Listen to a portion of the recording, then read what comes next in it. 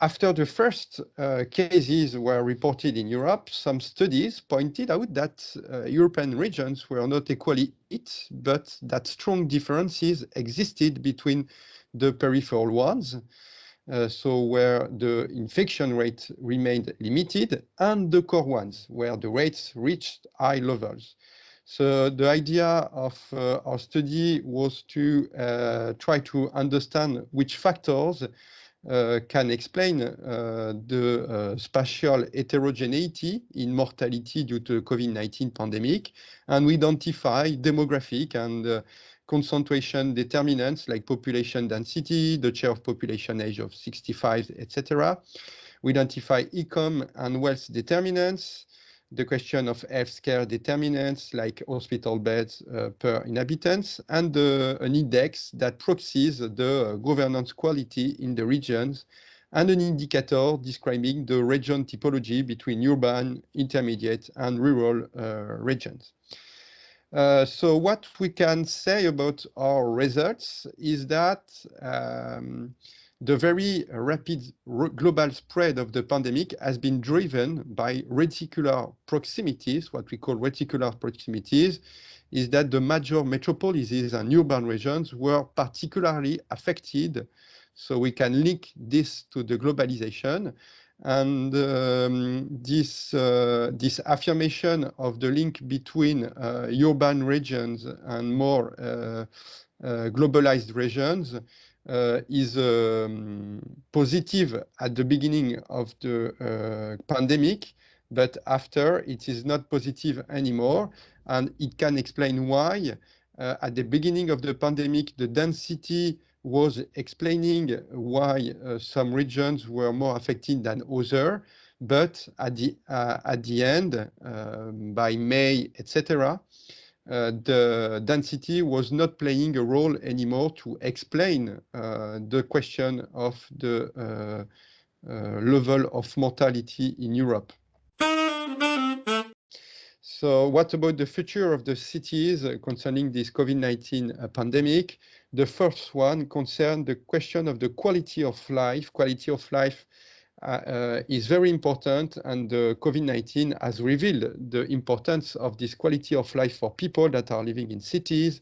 So the question of sustainable cities and communities is very important, and the OECD is working hard to deliver some very important documents in the future for the cities and regions.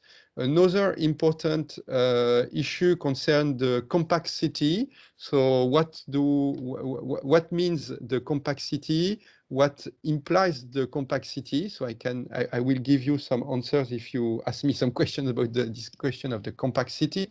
Another big issue for the future of cities concerns housing. This is, from my point of view, a big issue.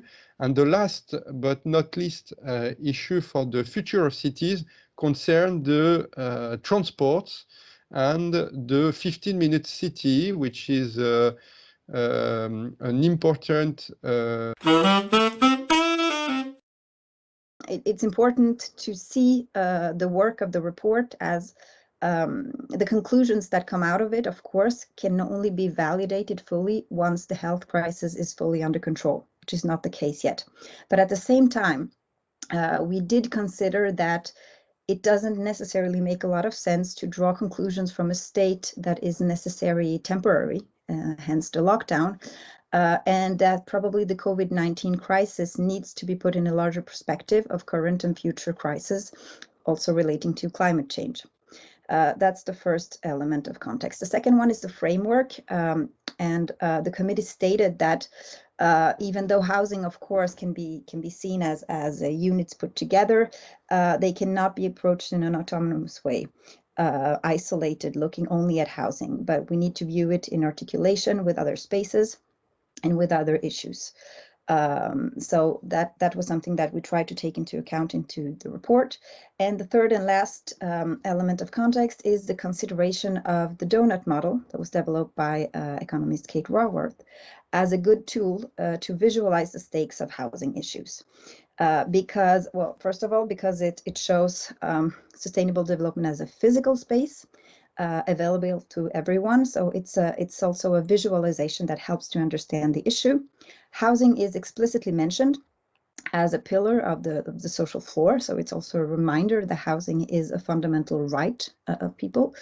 And there's, for example, the particular indicator of land conversion, which explicitly raises the issue of density as a central topic in the debate on urban planning.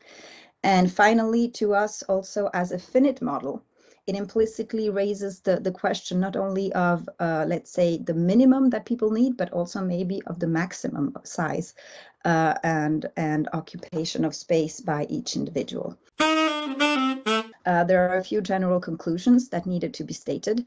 First of all, that of course, the health situation linked to COVID-19 crisis only helped to reveal pre-existing social problems in Brussels that were accentuated with lockdown, and in particular, social-spatial inequalities, gender inequalities, poor housing. Second conclusion is that good housing and the quality of the urban environment acted also as protective factors against the virus during lockdown, but also afterwards, relating to what was previously mentioned to the social factor, I think. Third conclusion is that in Brussels, when it comes to Brussels region, there are large numbers and ways of producing housing, both by the public sector and by the private market. This is very interesting, but there is today no cross-cutting vision among these different players. And the fourth conclusion is that social housing supply today in Brussels region is completely saturated by demand. And this had led in the recent years to the appearance of new actors and new mechanisms that favor the creation of affordable housing. Now, this is something very interesting, but it's also something that needs to be better structured, and that we need to find the tools and the policy to do so. So in light of these observations, and in relation to the question that was put to the committee to define the specific Brussels issues that link to housing in the urban environment in a health crisis, the committee highlighted a series of main challenges, which are outlined here, to provide urgently short, medium, and long-term solutions to the ever-increasing demand for affordable public housing, either for sale or for rent, to increase the quality and the livability of the existing housing stock in the region, to reconsider the link between health and architecture and between health and the urban environment, as well as to rethink the relationship with nature and housing in its different forms, to increase the knowledge on the subject of housing, and to develop a more structured and better organized housing policy within the Brussels region. Yes, well, on the livability aspect, I think the question referred to when I mentioned the existing housing stock, which was a recommendation, a type of recommendation in itself, and it is simply because when we look at Belgium and the percentage of existing housing units that are unhealthy environments today, it's quite high compared to European medium numbers. And so the question of the livability of existing housing stock, we focus mainly on two aspects. The one being the notion of a healthy environment, so mainly thermal comfort. So attending to bad insulation, humidity issues, etc., and the big stake in the Brussels region to renovate the housing stock, the existing housing stock. It's also a climate issue, of course, more generally. And the second criteria in the livability issue would be the let's say the good use possibility of using interior space, and also tackling the problem that we have in Belgium, which is certain percentage of units being over-occupied. Although this is, for example, in Belgium, the number of housing units that are over-occupied are much lower than the neighboring countries, like in France, for example, and also tackling those that are under-occupied, where we see in the Brussels region, there are a lot of elderly people who live in large housing, which is not necessarily adapted to their needs. This is a very complex issue, but it's something that we need to deal with, and that was the second criteria, I would say, in the livability of the existing housing stock. the third monitoring system is via big data from cycle app. We can see the increase of cycle kilometers along Corso Buenos Aires and Viale Monza from September, October, and November 2019 to the same months in 2020. We have an increase of 166% of cycle kilometers in Viale Monza and 245% cycle kilometers along Corso Buenos Aires, despite of the global reduction of drives in 2020. All of these results can bring us to going on with the project Strade Aperte to reach out the new mobility needs after the pandemic. But then immediately you understand that cities in a broad sense are territories defined by interactions between people. So meaning that in terms of research, they are probably also the most interesting areas to explore. So that's one of the main reasons why we decided to go for a second, more maybe in-depth study that we are about to launch. And the aim is to focus on the social dimension of the pandemics, its consequences, and also the policy answers at various territorial levels. And we would like to focus on city and metropolitan levels in particular. And there is obviously a specificity of social issues, and Sebastian mentioned that already at metropolitan level.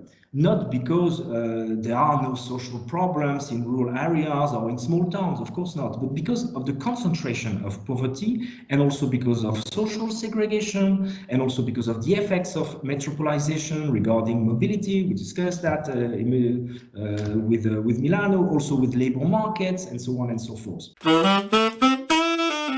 And my main takeaways, I will summarize in one word, which I heard a lot, is livability. That's one word, and which can be applied to four different conclusions that I note.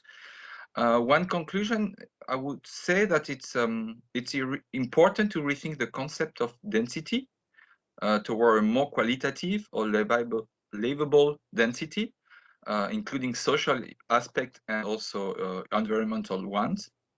Second takeaway, it's important to rethink housing. That will be key to face the increase of telework, but also to make it more livable and also more affordable, and also connected to the environment. So that's the second takeaway. The third takeaway is related to mobility and public spaces. And the public spaces are the living room of our cities, and so we have to make them more cozy and more livable for our citizens. And third takeaway, that we maybe more with the last answer from the mobility show it that rethinking our city is also rethinking the relation that the city have with their neighbors.